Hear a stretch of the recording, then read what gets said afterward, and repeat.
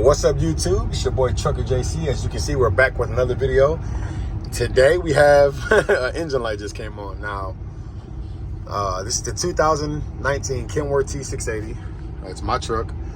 And I went to the port, picked up a load, and after I turned the truck back on, I was like, wait a minute, why is my check engine light on?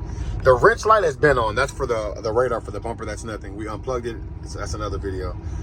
But a lot of people will say, well, how'd you check the code? How would you know? Because I went through like the settings wheel on my truck, and you can read codes and stuff. Yeah, you can see warnings and fault, right? But look, all it says is the radar and collision mitigation. So that's it. Like, it doesn't show the actual code. But we pulled out our handy dandy OTR Performance scan tool, and we have it plugged in right here to the OBD2. Excuse the floor, I know it's dirty.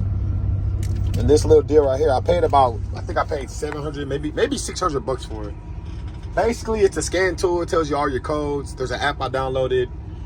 Shout out to OTR Performance, because now I know what the problem is. The problem is there's a sensor on the DPF filter, like a pressure sensor, I believe. And it's bad, it's faulty, so it's throwing that engine, the light. So what we're gonna do is, we're gonna get out the truck, go inside. We're at Kenworth right now. Go inside the dealership, and we are gonna go buy a new sensor. And one thing I can tell y'all, man, about being on the operator, it's not like anything else, man. And what I mean by that is, like, when stuff happens, it's on you. Like, you can't just call the company, hey, I need help. It doesn't work like that, man, you know? So we're gonna go inside. Well, maybe some companies, when you lease on, you can.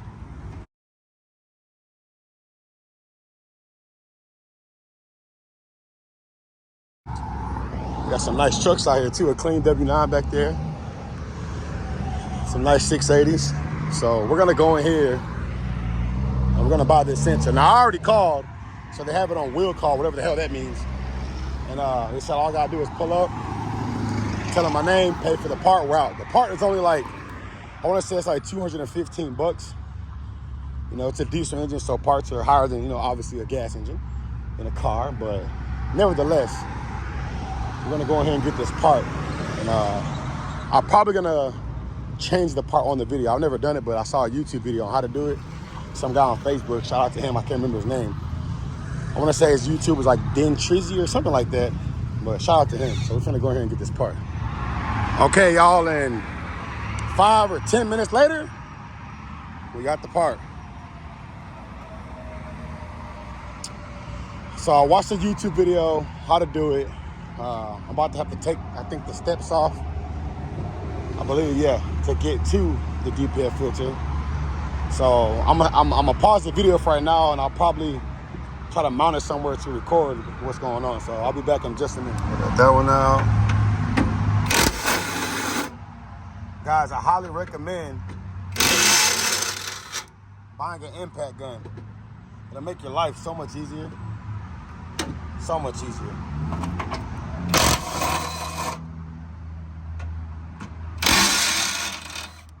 I got it's like a cheap one. I bought it at I think Harbor Freight for the low ski too. Hey guys, so I'm currently under the truck, wrenching. I'm gonna take this bolt off and I'll show y'all. It's an 8mm. This transmission is burning my damn arm. And this DPF filter is hot as hell too. Let's not lose the screw, so we'll put it right here. So basically, I come under the truck. Here's your DPF filter. There's the front of the truck. This is the passenger side right here. Passenger side. There is your sensor, right there. It has 2 screws on the left, 2 bolts. They're 8mm. I already took one off. I'm gonna take the other one off. And it has a little connector tab to the right, which you can't see, but I'll show you in a minute. Right here, this little tab, it connects into the side of this. And that's this sensor right here.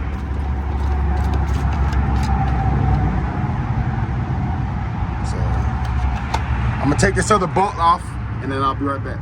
We just ran into our first issue. The bolt I just took off, where'd it go? It broke in half, it snapped in half. This one. It snapped in half. The rusted original sensor, I guess. That little piece is sticking in there still. Wow. Okay, so we got the old one off. These are the two cables that are on there. These two right here. See that bolt that's stuck in there? I might get some pliers, try to get that something gun out. And then again, it might not come out. Might just have to do with one bolt. Fuck it. Get my language. So we're gonna put the new part. So these right here are tricky, man. These daggum tabs that are on there, man. You have to see that black button. You gotta, you gotta push it pretty hard and yank it down, like pull it away from this. So it goes on like right here. You'll press it, and then you get your other hand and pull it. It's hard, man. It took me 10 minutes, but I sprayed some WD-40 on those nuts before I stripped them, before I took them off, and it's still whatever. So sorry about the bad quality. I'm just trying to show y'all this sensor, man. See, there's the back of the truck, front of the truck, passenger side, behind the DPF filter. It's right here on the top left side, towards the front of the truck. Okay, guys, so here's the new one. It's on here. When you push these things on, you have to make sure they snap. You'll hear a locking noise. I put this one on, it locked. I put the one on the right on, it didn't lock. And I looked and it was kind of loose. You don't want to put everything back together and then you try to start the truck and then the stop engine lights on and all that old stuff. So take your time the first time, make sure everything snapped on right. Now this is an easy installation. Shout out to the guy on YouTube that showed me everything.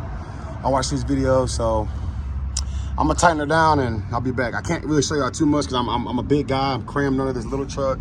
I'm on the feeder at Kenworth. So all right, y'all. So as you can see what it looks like. The new one got that connector on the right, that missing a bolt on the bottom left, but that top one, I'm about to tighten it up.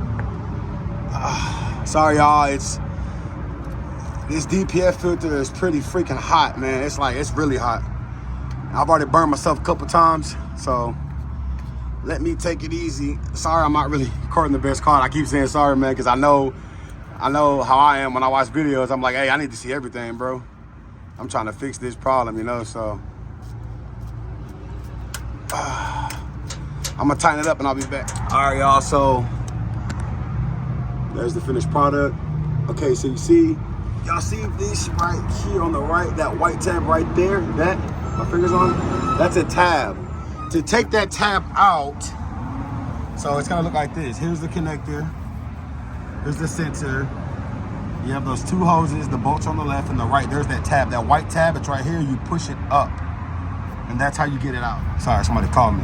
You push that white tab up. You have to I got a screwdriver because I couldn't even do it with my fingers because it's old and it's hard. I was messing with it.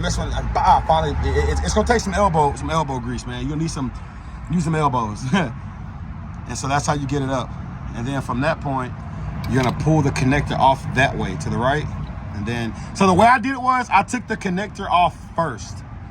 And then to take these two hoses off, which are this hose and this hose, right? To take those two hoses off, I unbolted it from the left first. I took these two bolts off, righty tighty, lefty loosey, right? Once I took these two bolts off, the whole piece came off, but it was still connected right here, by here and right here, by these two hoses right here, right? But I was able to work them down this way to get those tabs off, because those black tabs that are like, look, you have to push that black tab and that black tab on the right and left to get those hoses off. You have to push it in and yank down. It's pretty hard, man. I ain't gonna lie.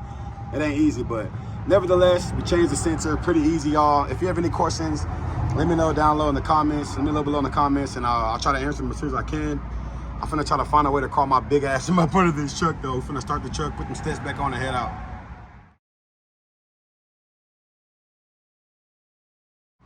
All right, y'all. I know the truck is dirty. It is what it is. Got the steps back on. So we're gonna get in the truck. I try to turn the truck on. The engine light's still on, but I know I have to just clear the codes. I do have that device I was telling y'all about to clear the code, so I'm gonna get in the truck and clear the codes. I was gonna wait till I got home to even change this sensor, but I'm like, man, I'm gonna just do it now. I don't wanna damage the engine playing around, know what I'm saying? Thank God I have this. OTR. Shout out to OTR Performance for selling this damn tool. I know I'm not sponsored by OTR, but I'm giving them the shout out. Link is gonna be in the description for their product. I think they do have a very amazing product for any owner operators, who have PACCAR engine. I don't know about Cummins and all that, but I know it works with PACCAR. So let's see. Okay. I'll be back. I'm gonna turn the truck on, clear the codes. Well, I gotta use this app to clear the codes, and I'll be back in a minute when I clear the codes, and we'll see how it goes. Okay, guys, so I turned the truck on without clearing the codes, and I plugged up to my device, my OTR performance device, and the codes are there, obviously, right? So I see all this stuff. Okay, cool. I clear the codes. It was saying something about the EGR valve, something. I was like, oh my gosh, no way. Like, no, we don't need that right now. So I ended up clearing the codes, turned the truck back on. Some more codes popped up, but all the only codes that popped up were codes about like the lane departure warning. You know, that's why there are wrenches there, the adaptive cruise control, the radar, and all that stuff. So nothing about the EGR, or nothing about the depth pressure sensor, the DPF pressure sensor. So we're gonna drive on home.